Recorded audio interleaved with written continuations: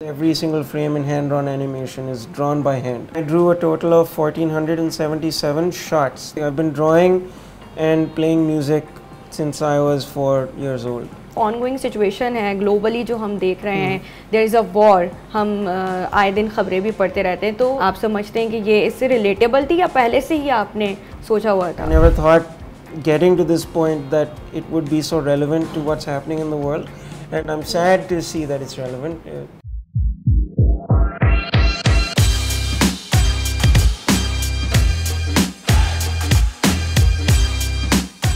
Hi, this is Kahkashan Bukhari and you are watching me on Jio digital.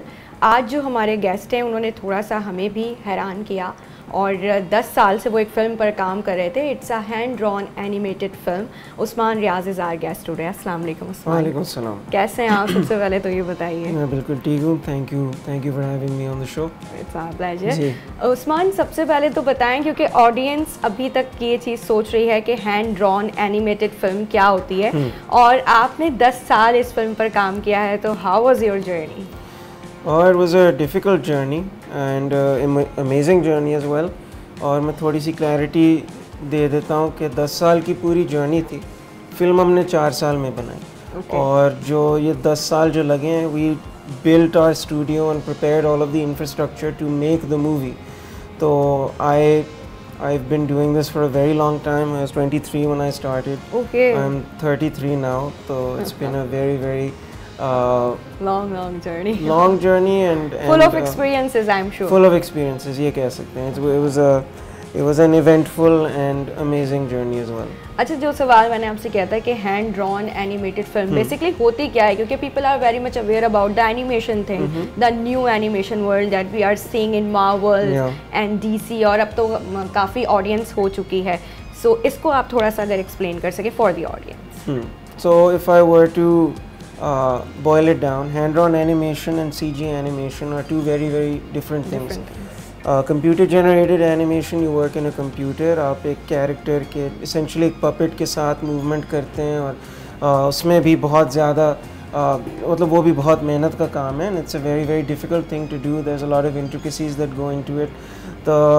The difference between CG and hand-drawn animation is every single frame in hand-drawn animation is drawn by hand. Okay. तो चाहे वो background painting है या अगर character कुछ screen पे कर रहा है, वो सारी frames जो आप देख रहे हैं वो हाथ से बनी हुई हैं। Okay. अच्छा, अभी आपने कहा कि हाथ से एक फ्रेम आपने खुद डिज़ाइन किया है, तो how many frames designed for this film? So there are two separate things. So there are the number of frames that go into the movie which make the whole moving picture, motion picture. And then there's the storyboard process. Storyboarding में मैंने पूरे storyboards film के बनाए, and I drew a total of 1477 shots. तो individual camera cuts जो होते हैं उनको cuts कहते हैं या shots कहते हैं. So there were about 1477 of those, and then I divided them into, अगर movement है character की तो key frames उसमें डाल दी। सही। तो that roughly comes up to about 2500 individual drawings just to lay the foundation for the movie. Okay, मतलब ये बिल्कुल बेसिक स्ट्रक्चर आप जब मूवी का बना रहे थे। तो मैंने बहुत डिटेल में सारे पैनल्स बनाए, और फिर हमने एक पूरी टीम के साथ उन पैनल्स को डेवलप किया, और बैकग्राउंड पेंटिंग की, प्रोडक्शन बोर्ड्स बनाए, की एनिमेशन की, और फिर क्लीन अप कलर वगैरह, फिर कंपोजिटिंग में उसको फाइनलाइज करके मूवी का एक शॉट तैयार होके फिर हम आगे बढ़े। ओके, अगर हम पाकिस्तान की स्पेसिफिकली बात करें तो हमारी इंडस्ट्री अभी बहुत से उतार चढ़ाव दिख रही है, ख़ास तौर पर सिनेमा इंडस्ट्री हमारी। तो ऐसी इंडस्ट्री में जो कि अभी रिवाइव कर रही है, स्ट्रगल कर रही है, आप एक बिल्कुल डिफरेंट आइडिया के साथ मार्केट में आए हैं। सो क्या बेसिकली इनिशियली क्या थॉट प्रोसेस था to bring this on? The simple answer is I love hand-drawn animation. मैं बचपन से देख रहा हूँ। I've been drawing since I was small. मैंने स्कूल में आर्ट पढ़ी थी, and then I went to Indus Valley School of Art and Architecture. You are basically from Karachi. I'm from Karachi, and I've also been playing music. I've been drawing and playing music since I was 4 years old. So hand-drawn animation or animated movies में everything that I love can come together. There's drawing, there's storytelling, there's music. तो all of it's a those complete things. package, the movie. तो सारे जो मेरे शौक हैं मैं इस मूवी में एक्सप्लोर कर सका, which I'm very grateful for. so yeah. So tell us about the story line, कहानी किस किस्म की है? क्योंकि जब भी एनिमेशन की बात होती है ना तो लोगों के दिमाग में जाता है कि इसको सिर्फ बच्चे ही इंजॉय कर सकते हैं, तो थोड़ा सा ऑडियंस भी बता दीजिए कि जो लोग सिनेमा आना चाह रहे हैं। ये फिल्म यंग एडल्ट्स के लिए, but it's everyone of all ages can enjoy the film. जैसे डिज्नी की जो पुरानी एनिमेटेड फिल्में थी वो भी हैंड ड्रॉन एनिमेटेड फिल्म्स थी, Lion King, Aladdin, Hunchback of Notre Dame, Mulan, इनमें सारी मतलब बच्चे भी एंजॉय करते हैं और बहुत ज़्यादा मतलब उन फिल्म्स में पेथोस है, उसमें अडल्ट थीम्स भी हैं जो बड़े भी एंजॉय कर सकते हैं। I would say the glass worker is like those films.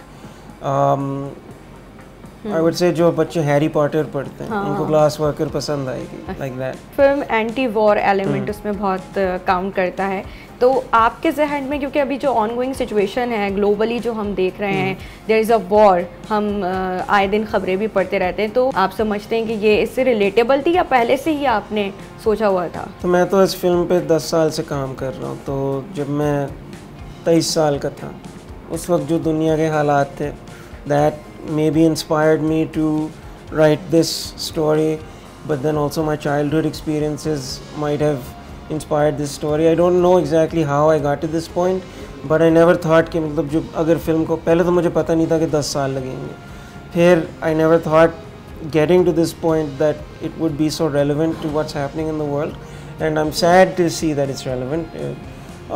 मैंने अक्सर कहा है कि I believe war is futile and it's not the answer to anything. Ultimately, the people caught in the conflict suffer, regardless of whoever the victor is. And I stand by that, even though I know that extremism में कभी नहीं जाना चाहिए. And pacifism is a good thing, but this film explores all those ideas. अच्छा, वो लोग के जो बिल्कुल एनिमेशन या एनिम देखने के फ़ैन नहीं हैं, so what do you think कि उनको ऐसी क्या चीज़ है जो ये मूवी ला सकती है सिनेमा तक? That one thing you like to mention. So for me, story is the most important thing. If the story is not impactful, but the animation is beautiful, then you just have a bunch of pretty pictures. Animation ultimately कहानी के लिए एक vehicle है. So I'm hoping that anybody who isn't really interested in anime and Japanese animation, which was heavily influenced the style of this film, I'm hoping that the story wins them over, the music wins them over. That's the most important part, because at the end of the day, even the aesthetics don't really matter that much to me. I love the craft. I love drawing. I love making the film. I loved making the film. I love bringing it to life with a remarkable team. But story is the most important thing. कहानी अगर अच्छी है, then this film can last generations.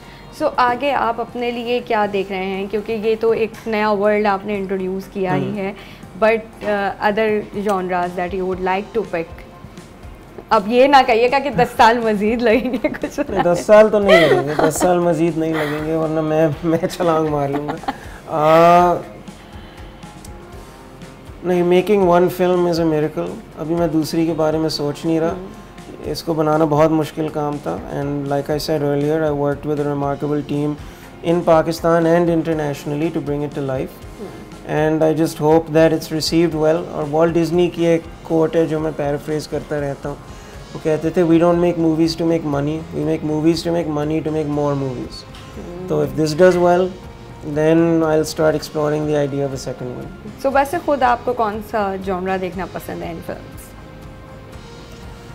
I'm a movie fan. मुझे fantasy का शौक है, मुझे gritty realism का शौक है, मुझे thrillers का शौक है. I love a good story. I love when I'm taken away into another world. चंद घंटों के लिए. And I'm just a fan of film. तो anything that has a good story and that catches my eye, cinematography अगर खूबसूरत है या direction captivating है, I'm a fan of films like that. तो eclectic selection है मेरी, but I enjoy everything. I love Martin Scorsese's films, but I also love the Marvel movies. और मैंने ये एग्जांपल इसलिए दिया है क्योंकि उनको उन फिल्मों का शौक नहीं है, but मुझे है. I just love film. I love And what about Maula Jatt, हम उसको कैसे भूल सकते हैं? मौला जट आपने देखी थी? मैंने तो एक दफ़ा देखी, मेरी अम्मी ने 3 दफ़ा देखी. Okay.